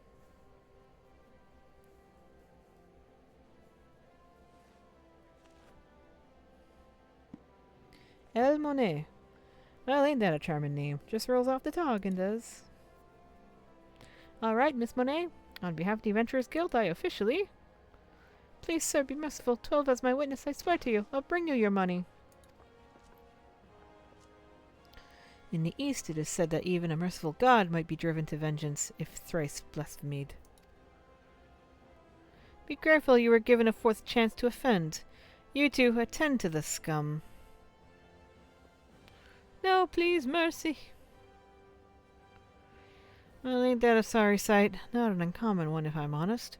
Don't worry, though. If you work hard, I doubt you'll end up like him. Just the same, if you ever need a bit of advice about one thing or another, pay me a visit. Just don't go bothering me every time you stub your bloody toe, all right? Of course, I do enjoy hearing a lady muse on the many manhoods of her acquaintances from time to time. My word! Any road, welcome to Ul'dah. Take a moment to catch your breaths, and I'll teach you a little about our fair city. Yeah, probably what I'm going to do when I'm on Rika is I'll work on Elle's outfit.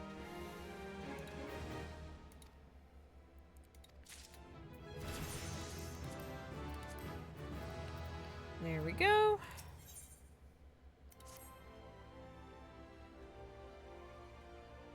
There we go, charging out for any fortune a few basic tasks I'd like you to perform so as to help you get to know the place. First of all, I want you to visit the Aetheryte Plaza. Head west until you reach the Emerald Avenue. Look north. Traveling around Aosia will be a damn sight more troublesome than it is. Of course, you'll still need to attune with them before you can use them. So be sure to do that with the one in the plaza. You ever attuned with an Aetheryte before? If not, just lay your hand on the thing and you'll see what I mean.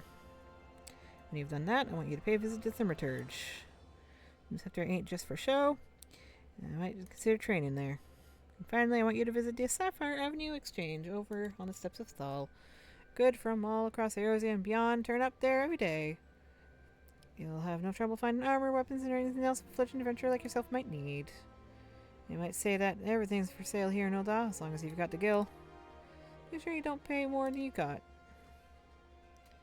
Plenty of soon scruple to swindle unsuspected foreigners like yourself, especially if they think no one's looking. Their best interests, which is why I'm giving you this letter. Visit the exchange, find a gentleman named Ciceroga, and give it to him. He'll be happy to tell you about the markets once he's read it.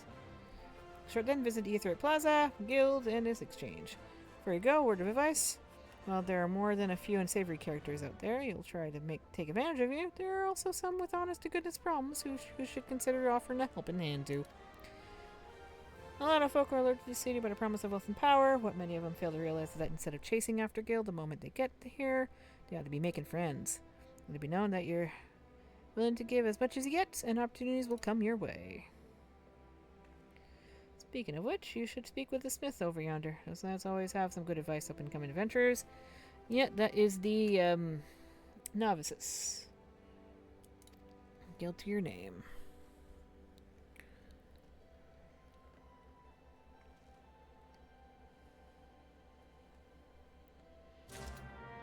Alright. I should probably bring down the volume. On my end, at least. It's a little loud. There we go. So the main menu, the navigation, sanctuaries. Yeah, that little moon icon. Yep. She jumps a little weird, but she'll make do. Oh, so I am fully in the game now. Okay, good.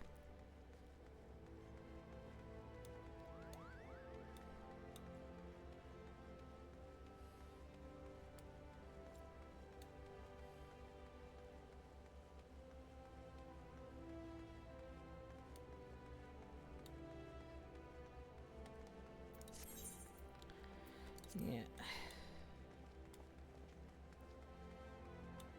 So now that we have gotten this... Oh, I should actually go and see about the Mughals. I'll do that when I'm back. Am I allowed to attune to the Ethernet shard now?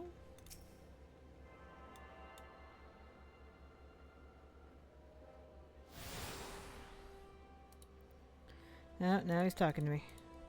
I get...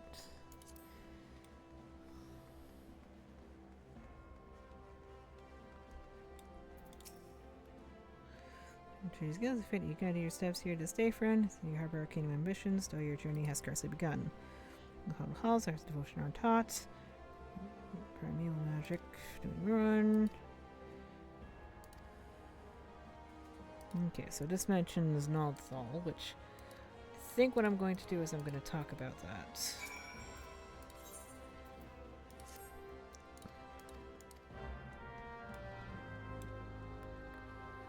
Yeah, one of the biggest things that you should do is all of your job quests.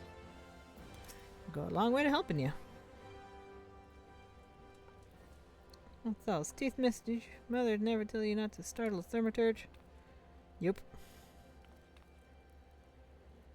With the new applicant at the guild, so you can recite 307 verses of that. Funerary rites of the virtuous fallen. Her memory, but the simple task of keeping our names straight seemed ever beyond her grasp. Well, I for one find the constant confusion endlessly entertaining. My apologies, my dear, but my merriment was not meant to smoke your mistake. It is our siblings Kokobuki who you should speak. What's this? Great thought has led us to a new aspirant? Ah, Kokobuki, were you there? Wow, yeah, were you there the entire time? Greetings, child. I am Kokobuki, the eldest, and I would venture to say the wisest of the 5 masters of the Thaumaturge's Guild. It is my solemn day to furnish our would-be initiatives with a succinct understanding of our beloved art. Thus I would have your fullest attention. To build Thaumaturgy is to unleash devastation of highest magnitude. So yeah, I think I might do this in my own time, but I definitely have an idea on who to speak about first. Oh, I can't skip that.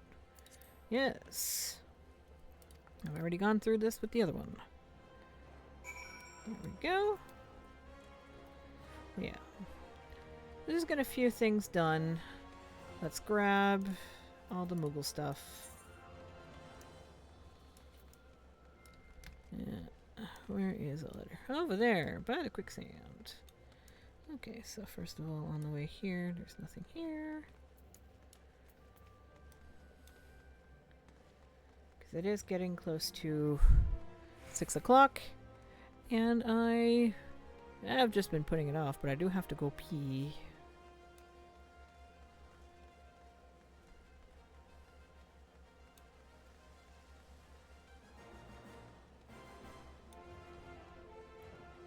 Alright.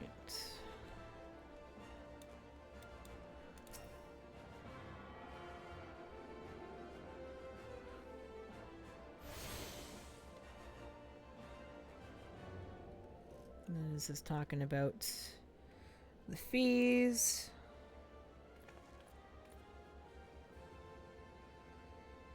$100,000 gil. Yep. Nedebaru likes to joke.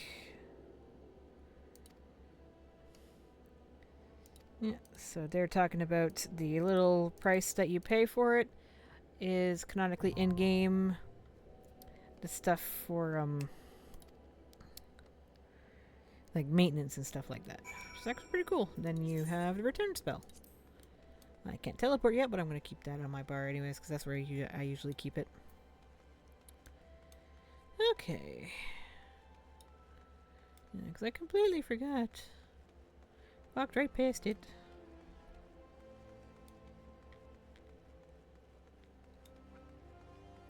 Okay.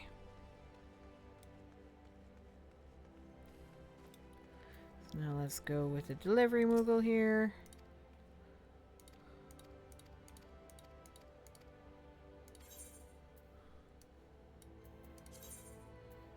Take all.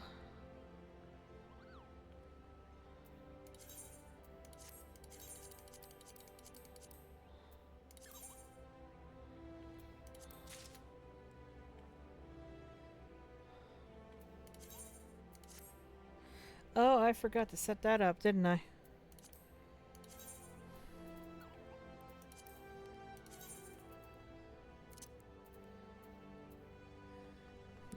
I was in the armory chest. No.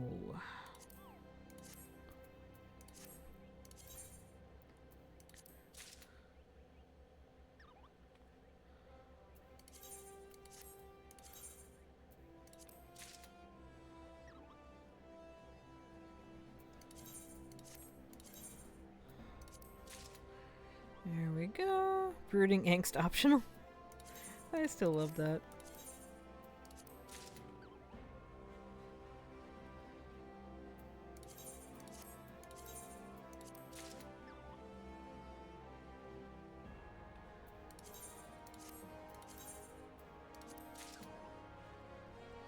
There.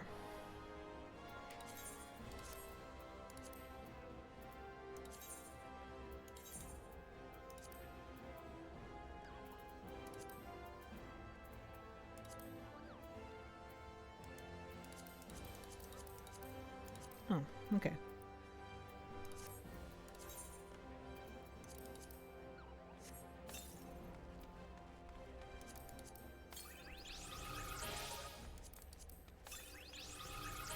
Oh no, that's the wrong spot.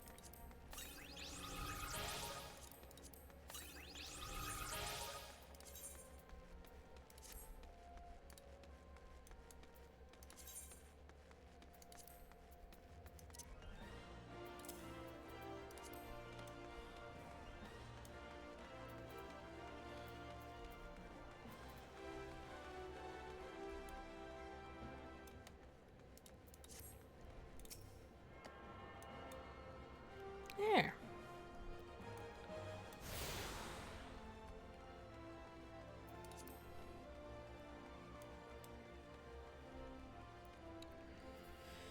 Let's get all of the aetherytes. And then I'll just head to bed. Dishonor before death. Dishonor before your cow. Oh, okay. I forgot exactly what that one was for. Of course, it has been 3 years. Please very wise for free. For free, really just. We should at least try to make it worth his while. Judging by your garb, whether doubt you can afford my services, but the fact offer nothing is laughable.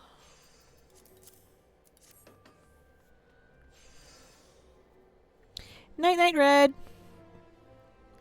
Miss Moni started you to seek me out, did she? Consider yourself fortunate to have such influential friends. I shall be brief, and you shall be attentive. Stand in Sapphire Avenue, being adventurally situated. So this is mainly talking about the Sapphire Avenue itself. So I purchase here provided you have sufficient funds, because everything in Ul'dah has to do with money. while everything in Limsa Limsa has to do with honor. North you'll find merchants peddling armors and accessories, curatives, and crafting materials. And to the south you will find weapons, tools, and assortment of other useful items for sale. Seek out a particular merchant or browse your heart's content. To aid you shall get from me, and far too much for my taste. My regards to Mamori. Well, thank you regardless, dearie. Handing over items, blah blah blah blah blah. We don't care about that. Okay. I was like, where's the Ethernet shard here? Completely forgetting it's right in front of my face. I think it might be time for bed. At least time to relax. 'Cause I don't want to sleep yet. I actually want to do things tomorrow morning. Despite it being Remembrance Day / Veterans Day / whatever day. It's different everywhere. For us, it's Remembrance Day up in Canada. Yeah, because as you might guess to see, it is currently late. Not that that many people actually know of my time zone.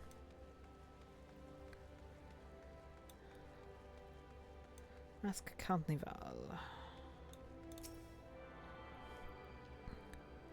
Let's get this going. Alright. I was about to run into a wall. I'm not paying attention anymore.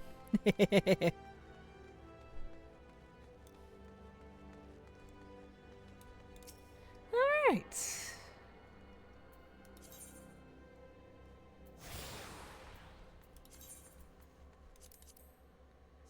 We're going to be getting more stuff pretty soon. Because I could have sworn that I have 2 items still coming. I don't have yet. Yeah, I need to change that to color black. But I don't have the ability of dying yet, so... Oh, there it is. I always get turned around in Ul'dah. Like, Limsa Elements, I am really bad. I get turned around so much. And in Ul'dah, I'm pretty bad.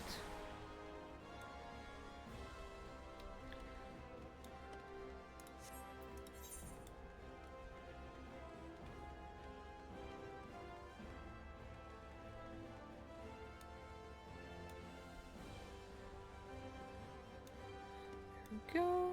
Then these should be the last 2.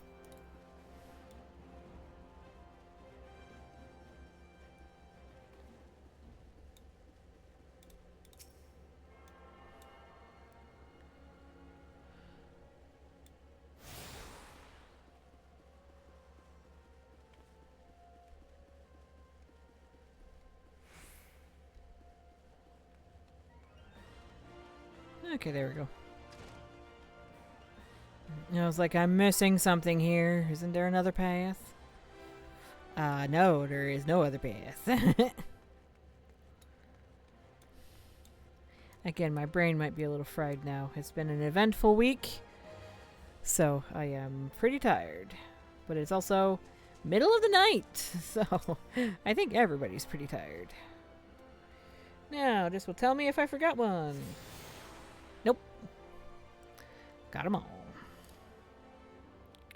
West Thanalan, Central Thanalan, Central Thanalan. Airship landing. Okay, so now I can return to there, or I can just head to get an all.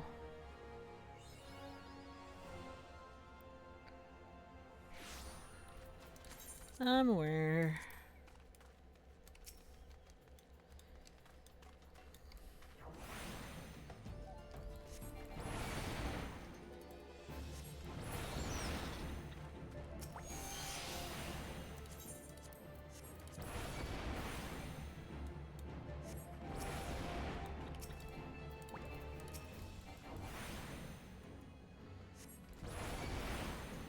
There we go. Getting rid of these really quick.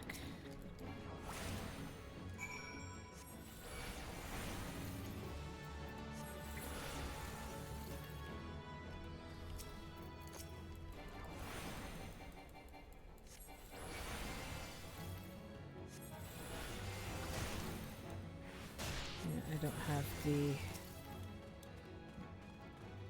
sudden ability yet.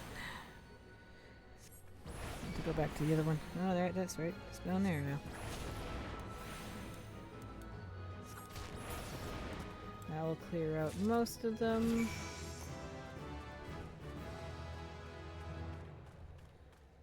Over there.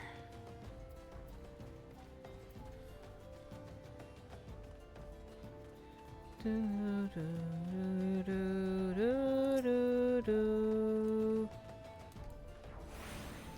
Here, I'll get these done, and then I'll head to bed. And then I will continue on L in my own time for a few of the things.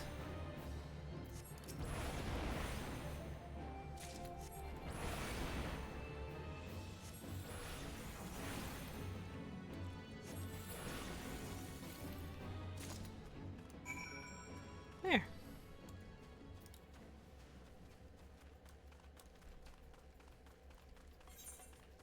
Oh, I don't even have a hunting journal yet. I was like, I could just press that and open it up.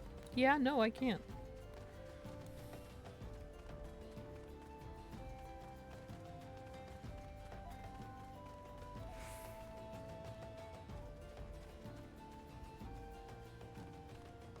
Yeah.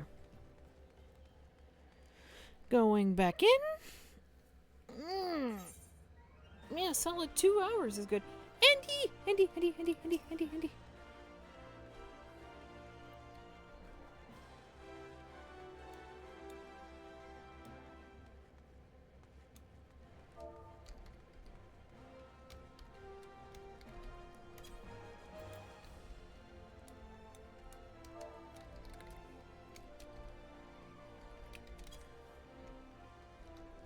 Andy.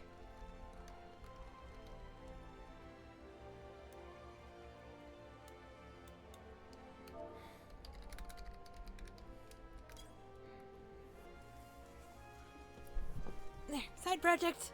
It's a side project.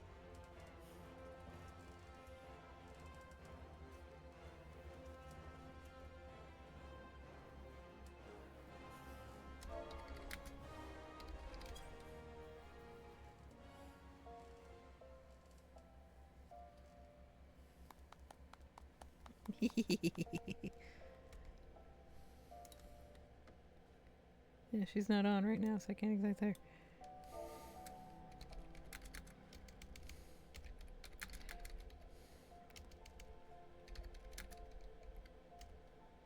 Experience are from all 3 city-states. A better idea on the beginning of the story.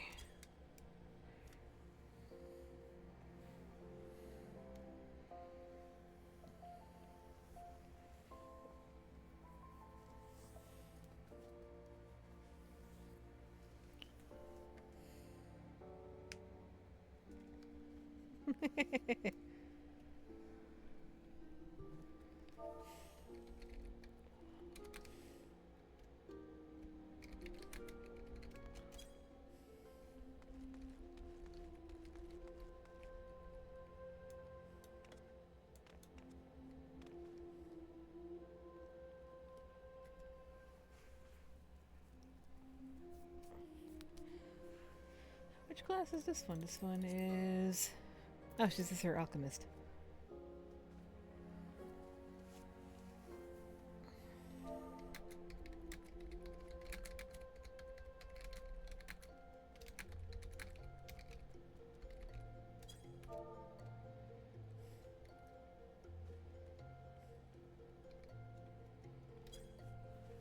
It's late. It is late. We did have some good work though tonight.